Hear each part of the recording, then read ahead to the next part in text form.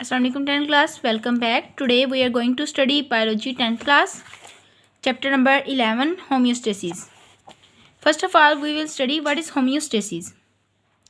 Homeostasis may be defined as the maintenance of the internal conditions of body at equilibrium despite changes in the external environment. ये इसकी definition है, तो इसका मतलब मैं आपको समझाती हूँ. होमियोस्टेसिस का मतलब है कि maintenance of internal conditions. And what type of internal conditions?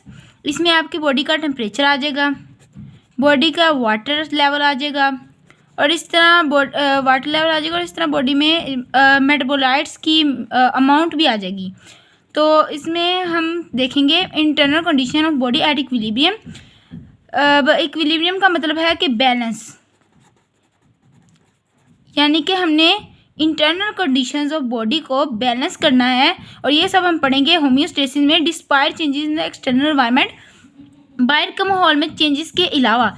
अब एक्सटर्नल एनवायरनमेंट का मतलब है कि अगर गर्मी है तो हमारे बॉडी का टेम्परेचर मेंटेन रहेगा, सर्दी है तो बॉडी का टेम्परेचर मेंटेन रहेगा, वाटर लेवल मेंटेन रहेगा. और ये किस तरह रहेगा वाटर लेवल मेंटेन? के जब गर्मियों में हमें पसीना ज़्यादा आता है जिसकी वजह से हमारे बॉडी में जो एक्स्ट्रा वाटर है वो रिमूव हो जाता है, और सर्दियों में हमें एक्सक्रीशन के ज़रिए हमारा वाटर रिमूव हो जाता है एक्स्ट्रा. उसके बाद इसकी एग्जांपल वैसे तो बता दी है, लेकिन बुक में जो आपकी एग्जांपल है, the temperature of human body remains at 37 degree Celsius despite fluctuations in our surrounding. यानी कि जो ह्यूमन बॉडी का कोर टेम्परेचर है वो 37 डिग्री सेल्सियस पे मेंटेन रहता है, चाहे बाहर जोन सी मर्जी कंडीशन हो. अगर आपको बुखार होता है तो आपका बॉडी का टेम्परेचर राइज हो जाता है, क्योंकि आपकी बॉडी में इम्यूनिटी कम हो जाती है, यानी कि होमियोस्टेसिस मेंटेन नहीं रहती. तो होमियोस्टेसिस का मेन मकसद यही होता है कि टेम्परेचर, वाटर लेवल या मेटाबोलाइट्स या एंजाइम्स के अमाउंट को मेंटेन करना. उसके बाद हम पढ़ेंगे टाइप्स ऑफ होमियोस्टेसिस. इसमें फर्स्ट ऑफ ऑल हमारे पास पॉइंट आता है osmo regulation. What is osmo regulation? Osmo means water, जैसे कि इसका नाम ही बता रहा है, ऑस्मो मीन्स वाटर, और रेगुलेशन मीन्स मेंटेन, यानी कि हमने इसको मेंटेन करना है वाटर की अमाउंट को. तो इसकी डेफिनेशन है, it is the maintenance of amount of water and salts in our body fluids. यानी कि हमने इसमें मेंटेन करना है वाटर और साल्ट्स को. कौन से साल्ट्स? इसमें हम ये भी देखेंगे कि हमने कौन से साल्ट्स को. साल्ट्स की भी दो टाइप है, एक होते हैं ऑर्गेनिक और एक होते हैं इनऑर्गेनिक. हमने इन दोनों की जो अमाउंट है इसको मेंटेन करना है इन बॉडी फ्लूइड्स, यानी कि बॉडी के फ्लूइड में. वो आरबीसीज हो सकते हैं, वो वाटर हो सकता है, दोनों हो सकते हैं. The relative amount of salt, अब हम देखेंगे कि जो रिलेटिव अमाउंट ऑफ साल्ट है वो क्या डिटरमाइन करता है. And water in the body fluids and inside the cell control the process of diffusion and osmosis. की जो रिलेटिव अमाउंट है वाटर की और साल्ट्स की इन बॉडी फ्लूइड, जो हमारे वाटर बॉडी में वाटर है उसमें, एंड इनसाइड सेल, और सेल के अंदर भी जो वाटर है, control the process of diffusion and osmosis. वो ऑस्मोसिस और डिफ्यूजन के प्रोसेसेस को कंट्रोल करते हैं, which is essential for the proper functioning of cells, जो कि सेल के प्रॉपर फंक्शनिंग के लिए बहुत ही इंपॉर्टेंट है. अब फर्स्ट ऑफ ऑल हम देखेंगे व्हाट इज़ डिफ्यूजन और व्हाट इज़ ऑस्मोसिस. डिफ्यूजन यानी कि movement of molecules from area of high solute concentration to area of low solute concentration. ये एज अ शॉर्ट क्वेश्चन आपको आएगा कि व्हाट इज़ डिफ्यूजन. तो इसमें आपने बताना है मूवमेंट ऑफ मॉलिक्यूल्स. किसकी मूवमेंट? मॉलिक्यूल्स की. From area of high solute concentration, body में जो हाई सॉल्यूट कंसंट्रेशन है, टू लो सॉल्यूट कंसंट्रेशन, उसमें लो सॉल्यूट कंसंट्रेशन की तरफ मूवमेंट को हम डिफ्यूजन कहते हैं. जैसे कि आपने गौर किया होगा, अगर आपके घर में अगर आप टैप चलाएं तो वाटर जो है वो हाई से लो की तरफ मूव करता है, टेम्परेचर भी हाई से लो की तरफ मूव करता है. तो इसको कहते हैं टुवर्ड कंसंट्रेशन ग्रेडियंट. इस प्रोसेस को ये है टुवर्ड कंसंट्रेशन ग्रेडियंट, यानी कि कंसंट्रेशन ग्रेडियंट के टुवर्ड, यानी कि उसकी तरफ कंसंट्रेशन ग्रेडियंट मूवमेंट्स को कहते हैं. और दूसरी तरफ ऑस्मोसिस, यानी कि इसका मतलब है कि अगर वो डिफ्यूजन है हाई टू लो तो ये लो टू हाई होगा. मूवमेंट ऑफ मॉलिक्यूल्स, मूवमेंट है मॉलिक्यूल्स की from an area of low concentration to area of high solute concentration.